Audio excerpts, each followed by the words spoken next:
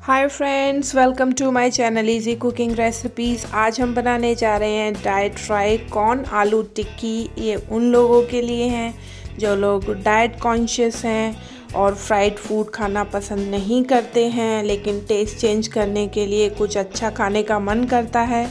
तो आप ये रेसिपी बना सकते हैं। आप देख सकते हैं कितनी क्रिस्पी और स्पाइसी लग रही है।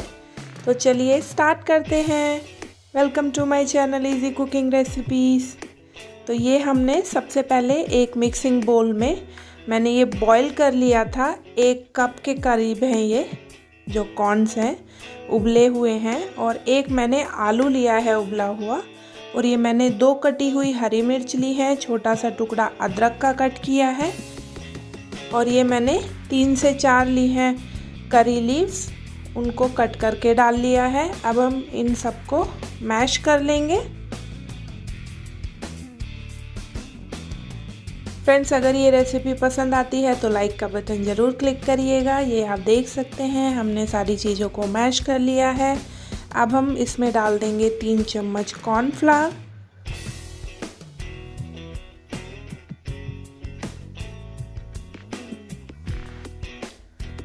और 1 छोटा चम्मच मैंने डाला है इसमें ब्लैक पेपर पाउडर, एकदम छोटा वाला चम्मच है।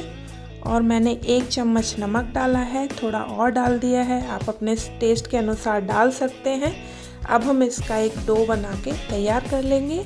तो ये मैंने ओवन वाला तवा लिया है, हल्का सा ऑयल से मैंने ग्रीस किया है। अब हम इसके टिक्की शेप में इसको बना लेंगे। तो इसमें 5 टिक्कियाँ बन के तैयार होंगी।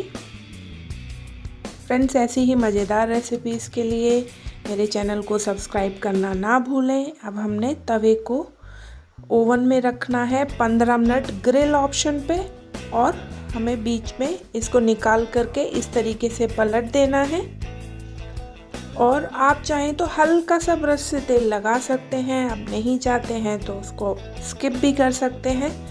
ये आप देख सकते हैं टोटल 15 मिनट हो गए हैं और हमारी सुपर क्रिस्पी कॉर्न आलू टिक्की बनके तैयार हो चुकी हैं। कितनी यमी लग रही हैं।